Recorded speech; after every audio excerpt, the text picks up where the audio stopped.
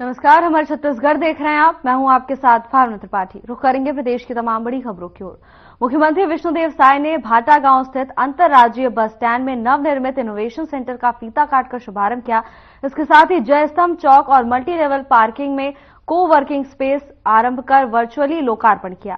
इस अवसर पर मुख्यमंत्री साय ने centre for innovation trade and skilling की स्थापना, रायपुर जिले में 1000 सीटर को वर्किंग स्पेस निर्माण और नगर निगम क्षेत्र के प्रत्येक जोन में एक बॉक्स स्पोर्ट्स कॉम्प्लेक्स निर्माण की घोषणा की। इस अवसर पर ओयो के फाउंडर रितेश अग्रवाल ने छत्तीसगढ़ में 500 करोड़ रुपए का निवेश करने और 15,000 रोजगार सृजन करने की बात कही। इनोवेट के गेम जोन में मुख्यमंत्री साय और ओयो फाउंडर अग्रवाल ने टेबल टेनिस खेल में हाथ आजमाया। मुख्यमंत्री विष्णुदेव साय ने कहा कि प्रधानमंत्री नरेंद्र मोदी ने नागरिक सुविधाओं को बढ़ाने और रोजगार के नए अवसर पैदा करने स्मार्ट सिटी का विचार क्रियान्वित किया। रायपुर को भी स्मार्ट सिटी के रूप में चयनित किया गया है। राज्य सरकार स्मार्ट सिटी के अनुरूप सुविधाओं को लगातार बढ़ाने के लिए पहल कर रही है। इसके साथ ही उन्होंने कहा कि युवा उद्यमियों के दिमाग में उद्यम के बहुत से विचार हैं। वे अपना स्टार्टअप प्रारंभ करना चाहते हैं, बस उन्हें थोड़ा सहयोग देने की आवश्यकता है, फिर वो कमाल करके दिखाएंगे। सरकार युवाओं के लिए यही सपोर्ट सिस्टम तैयार कर रही है। मुख्यमंत्री साय ने कलेक्टर डॉक्टर गौरव सिंह और जिला प्रशासन के कार्यों की सराहना भी की।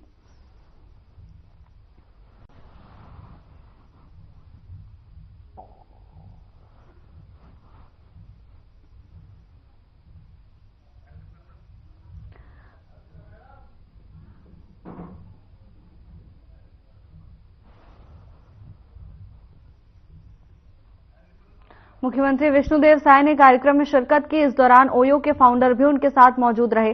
तो वहीं ओयो के फाउंडर ने प्रदेश में निवेश करने और रोजगार सृजन करने की बात कही। आपको बता दें कि रायपुर में नवनिर्मित इनोवेशन सेंटर का शुभारंभ हुआ। मुख्यमंत्री विष्णुदेव साय ने लोकार्पण किया है।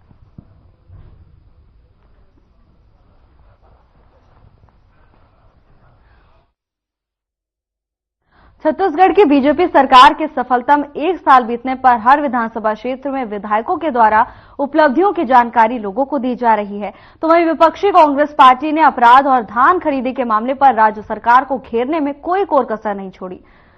अहिवाड़ा विधानसभा के विधायक डोमन लाल कोरसेवाड़ा का कहना है कि क्षेत्र की जनता को आयुष्मान भारत योजना, महिलाओं को महतारी वंदन योजना का भरपूर लाभ मिल रहा है।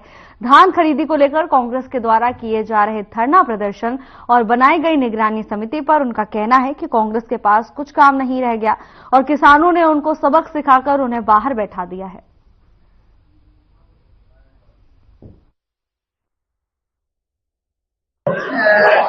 जी बताएंगे, एक साथ जो विशाल आपके सामने चल रहा है, सुशासन की बात कर रहे हैं, तो किस तरह से आपके द्वारा जो है अपनी विधानसभा को लोगों को सुविधा मुहैया कराया है? भारतीय जनता पार्टी की सरकार बने 1 साल पूर्ण हो गया।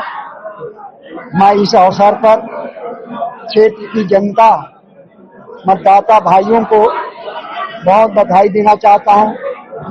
उनका जो सहयोग मिला, आशीर्वाद हमें दिए, उसके आधार पर सरकार बनी और सरकार ने निश्चित तौर पर 1 साल में जो उपलब्धियां हासिल की है वो बताने योग्य भी है।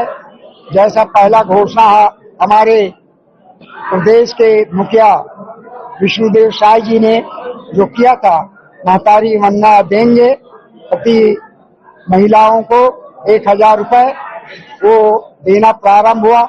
आज 10 किस्त मिल चुका है और निरंतर 70 लाख महिलाओं को राशि दी जा रही है। उसी प्रकार से हमारे धान बोनस देने का जो वायदा था 2 साल का, वो वायदा को पूरा किया है।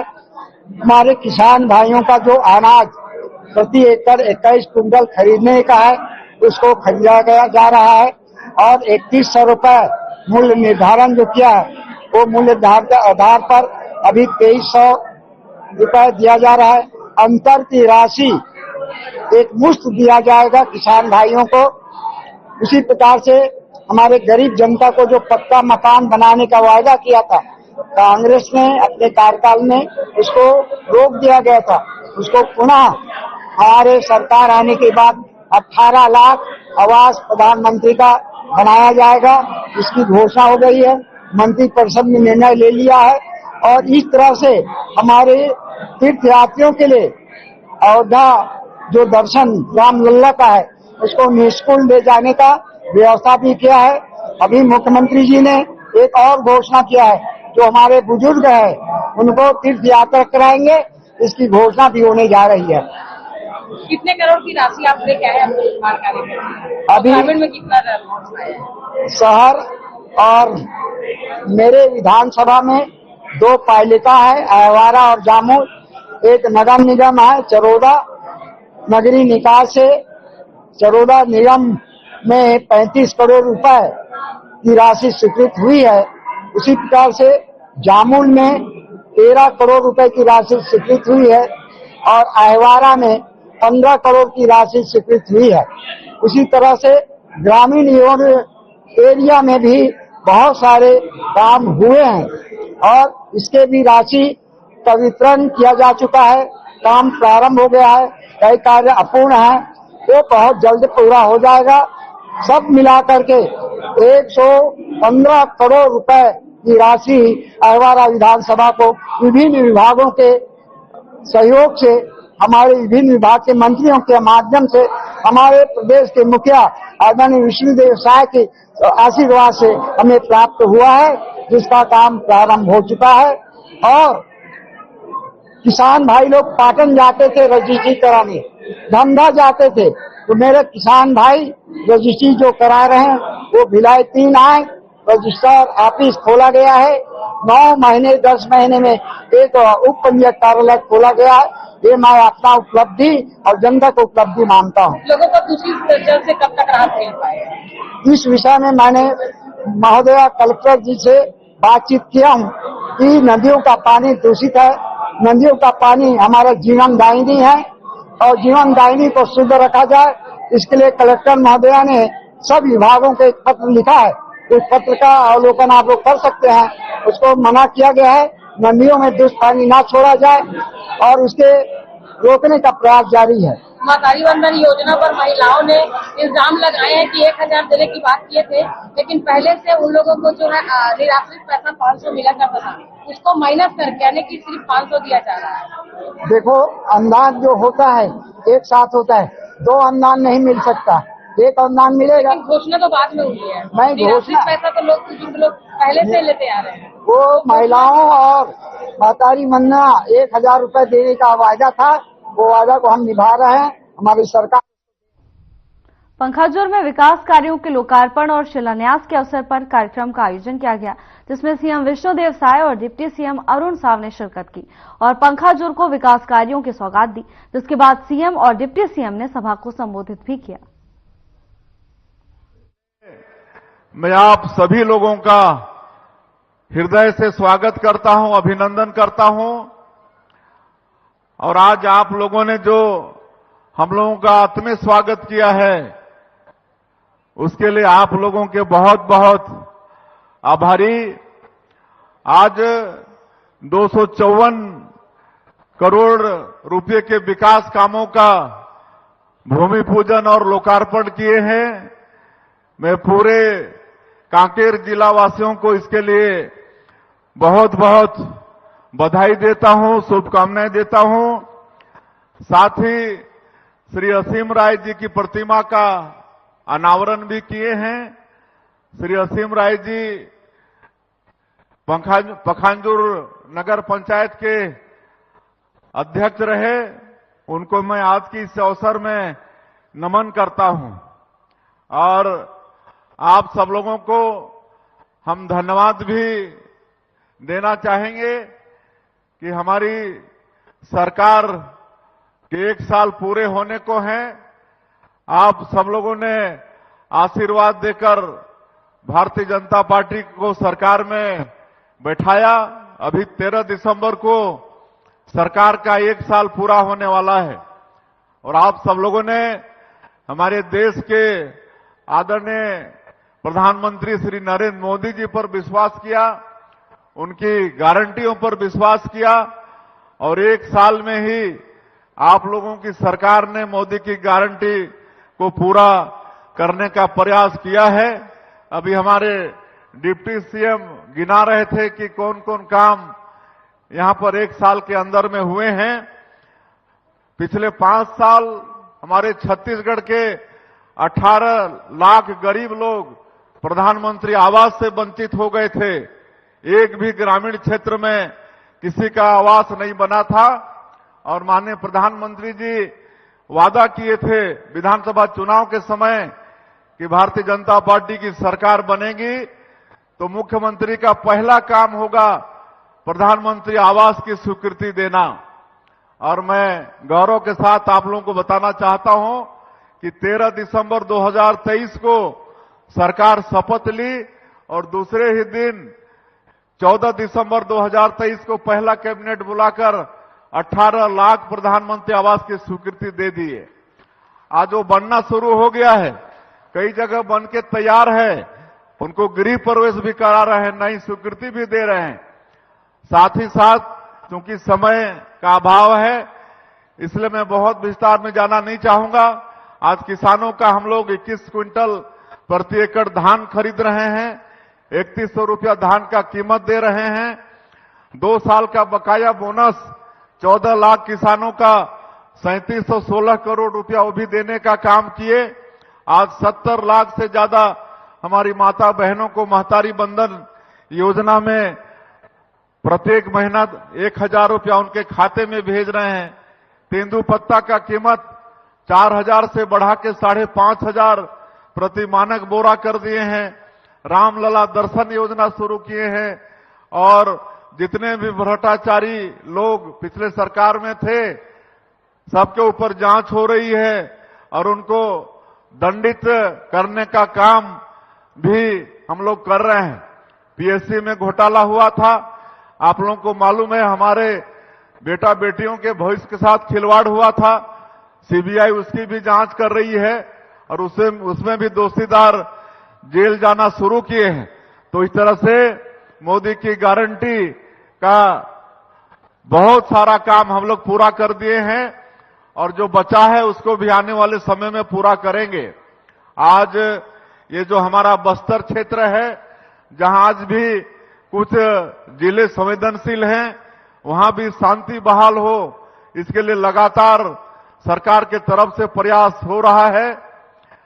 डबल इंजन की सरकार है, उसका भी लाभ मिल रहा है और हमारे देश के प्रधानमंत्री और आदरणीय गृह मंत्री वो भी चाहते हैं कि मार्च 2026 तक इस देश से और छत्तीसगढ़ से नक्सलवाद खत्म होना चाहिए और बड़ी मजबूती के साथ हमारे सुरक्षा बल उनसे लड़ाई लड़ रहे हैं। और नियत नेलानार योजना के माध्यम से लगातार ऐसे 5 जिले के गांवों में हम लोग सरकार की जो योजना है, सड़क, बिजली, पानी, राशन कार्ड, उन तक अनाज पहुंचाने का काम, ये सब बड़ी मुस्तैदी से कर रहे हैं। आप लोग अभी उधर जाके देखेंगे तो चकाचक रोड बन रहा है, मोबाइल के टावर लग रहे हैं। पहली बार कई गांव में, कई घर में बिजली पहुंच रही है, उनके घरों तक नल द्वारा पानी पहुंच रहा है। ये सब काम आप लोगों की 1 साल की सरकार ये कर रही है। आज हमारे प्रधानमंत्री जी आदिवासियों के विकास के लिए विशेष चिंता कर रहे हैं। जो बस्तर क्षेत्र के अबुझमाड़िया लोग हैं जो पीवीटीजी में आते हैं, उनके लिए आज पीएम जनमन योजना है 24,000 करोड़ का। आज उनके घरों तक भी बिजली, पानी सब कुछ पहुंच रहा है। आज ट्राइबल बाहुल्य गांव में धरती आबा ग्राम उत्कर्ष योजना का शुरुआत हमारे प्रधानमंत्री जी किए हैं। 6,500 गांव छत्तीसगढ़ का उससे लाभ पा रहा है और ऐसे गांव में सड़क, बिजली, पानी सब हो ही रहा है, लेकिन अब कोई भी विकास का काम वहां नहीं बचेगा। ये 80,000 करोड़ बजट का ये योजना है। तो इस तरह से माननीय प्रधानमंत्री जी विशेष आशीर्वाद हमारे छत्तीसगढ़ के ऊपर में कर रहे हैं। हम लोग नई शिक्षा नीति लागू किए हैं और ये नई शिक्षा नीति में स्थानीय बोली में भी पढ़ाई शुरू किए हैं। आज हलवा, गोंडी ये सब भाषा में भी पढ़ाई शुरू किए हैं। 18 बोली भाषा में हम लोग छत्तीसगढ़ के अंदर में नई शिक्षा नीति के अंदर पढ़ाई शुरू किए हैं।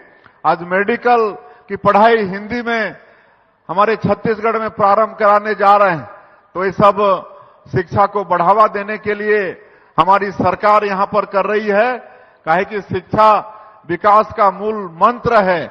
अगर किसी भी क्षेत्र में हम लोग को विकास करना है, छत्तीसगढ़ का विकास करना है, तो शिक्षा को आगे बढ़ाना पड़ेगा और वो काम हमारी सरकार ये कर रही है। तो सारा विकास का काम हम सब लोग कर रहे हैं और आप सब लोगों का आशीर्वाद चाहिए, मार्गदर्शन चाहिए। एक समृद्ध और खुशहाल ये छत्तीसगढ़ हम लोग बनाने की तरफ आगे बढ़ रहे हैं और निश्चित रूप से इसमें सफल होंगे।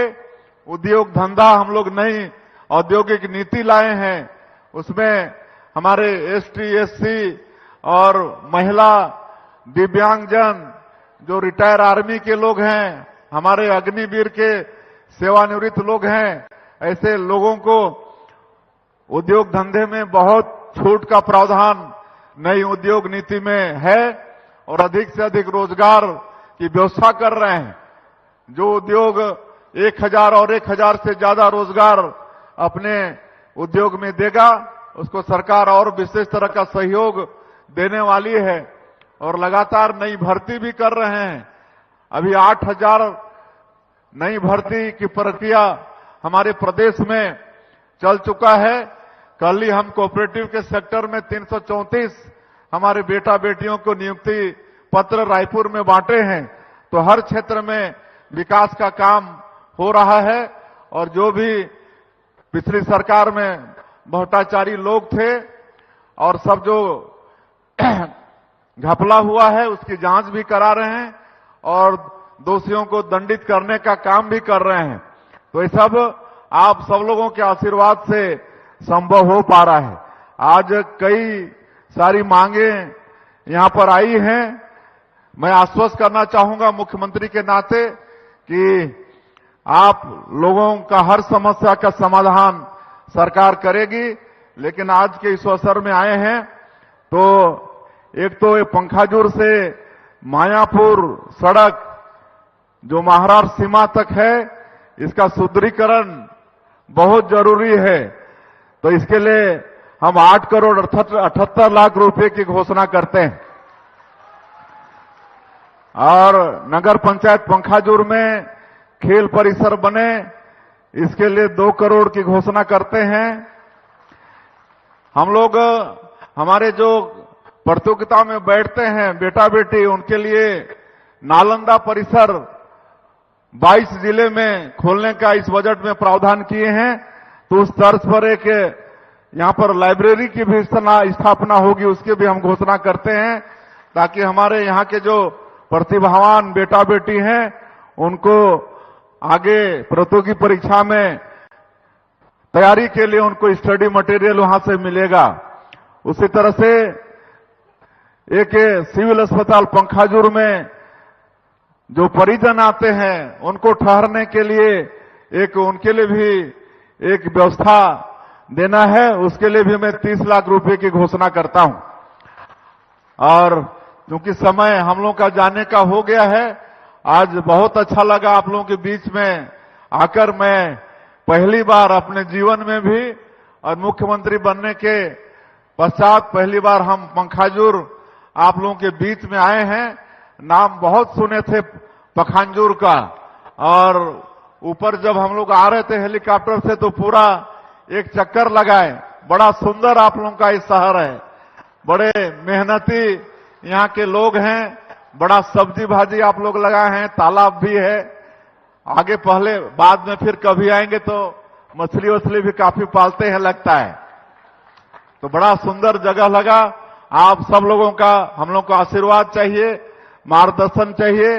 मैं मतलब छत्तीसगढ़ को विकसित छत्तीसगढ़ के रूप में हम लोग को खड़ा करना है, उसमें पखांजूर का भी बहुत योगदान रहने वाला है। मैं आप सब लोगों का फिर से एक बार धन्यवाद, अभिनंदन और स्वागत करते हुए अपनी बात समाप्त करता हूं। जय हिंद, जय छत्तीसगढ़। आज सौभाग्य की बात है कि आज राज्य के यशस्वी मुख्यमंत्री विष्णुदेव साय जी के आगमन हुए। आप सबके आशीर्वाद से छत्तीसगढ़ में जबले भारतीय जनता पार्टी के सरकार बने विष्णुदेव साय जी के नेतृत्व में डबल इंजन के सरकार, देश में नरेंद्र मोदी जी के नेतृत्व में सरकार आज तेज गति से छत्तीसगढ़ के विकास हो थे। आज मैं जहां भी जाता हूं सब जगह पूछता हूं कि भैया ये विष्णुदेव साय के सरकार कैसे काम करत थे, तो सबके मुंह ले एक आवाज आते, बताओ भैया पंखा जुड़वाले मन, विष्णुदेव साय के सरकार कैसे काम करत थे, कैसे काम करत थे, अरे कैसे काम करत थे, अरे महतारी वंदन के पैसा आवा थे, अरे प्रधानमंत्री आवास स्वीकृत होवा थे, किसान के धान के 3100 रुपया मिला थे, अरे गांव के विकास होवा थे, शहर के विकास होवा थे, साय साय विकास होवा थे। मैं आप लोग कहना चाहता हूं, ये जनता के प्रति जवाबदेही, ये जनता के लिए आज ये वही प्रदेश है जिन प्रदेश में 5 साल विकास ठप हो गए रही से। 5 साल विकास के काम पूरा शहर में, पूरा गांव में ठप हो गए रही से।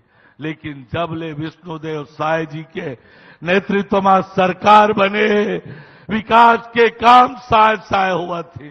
मैं आप लोग कहना चाहता हूं, ये वही प्रदेश, वही सरकार, वही प्रशासन, लेकिन आज गांव शहर के विकास हुआ थे, काम साय साय हुआ थे। ये बात ला आप ला समझे ला पड़ी कि कांग्रेस पार्टी के सरकार जनता के पैसा ला लूट के अपन घर भरत रही है, दिल्ली दरबार में पहुंचावत रही है। लेकिन ये विष्णुदेव साय जी के सरकार जनता के पैसा जनता के हित में खर्चा कराते, और यही पाए के एक एक व्यक्ति के तरक्की और बेहतरी के काम हुआ थे। आज 254 करोड़ रुपया के आपला सौगात मिला थे। मैं आप सब जनला गाड़ा गाड़ा बधाई देता हूं, शुभकामना देता हूं। असीम राय जी ला अपन श्रद्धांजलि अर्पित करत हुए अपन बात ला समाप्त करत हूं। राम राम। छत्तीसगढ़ के सीएम विष्णुदेव साय की अध्यक्षता में मंत्रालय महानदी भवन में कैबिनेट बैठक का आयोजन किया गया, जिसमें कई महत्वपूर्ण निर्णय लिए गए। बैठक में द्वितीय अनुपूरक अनुमान साल 2024-25 का विधानसभा में उप स्थापना के लिए छत्तीसगढ़ विनियोग विधेयक 2024 के प्रारूप का अनुमोदन किया गया। बैठक के बाद प्रदेश के डिप्टी सीएम अरुण साव ने प्रेस कॉन्फ्रेंस की और बैठक में लिए गए निर्णयों की जानकारी साझा की। आज राज्य कैबिनेट की बैठक मुख्यमंत्री विष्णुदेव साय जी की अध्यक्षता में संपन्न हुई, जिसमें अनेक महत्वपूर्ण निर्णय लिए गए। मंत्रिपरिषद के द्वारा द्वितीय अनुपूरक अनुमान वर्ष 2024-25 का विधानसभा में उप स्थापन के लिए छत्तीसगढ़ विनियोग विधेयक 2024 के प्रारूप का अनुमोदन किया गया। मंत्रिपरिषद ने प्रदेश में अनुसूचित जनजाति वर्ग के युवाओं के छत्तीसगढ़ पुलिस में भर्ती के लिए महत्वपूर्ण निर्णय लेते हुए उम्मीदवारों के लिए ऊंचाई और सीना के निर्धारित मापदंड में एक बार के लिए छूट प्रदान करने का निर्णय लिया गया, जिसके तहत छत्तीसगढ़ पुलिस में सूबेदार उप निरीक्षक संवर्ग प्लाटून कमांडर की सीधी भर्ती प्रक्रिया वर्ष 2024 में निर्धारित न्यूनतम ऊंचाई 163 सेंटीमीटर। फिलहाल के लिए बस इतना ही। जल्द हाजिर होंगे नई अपडेट्स के साथ। नमस्कार।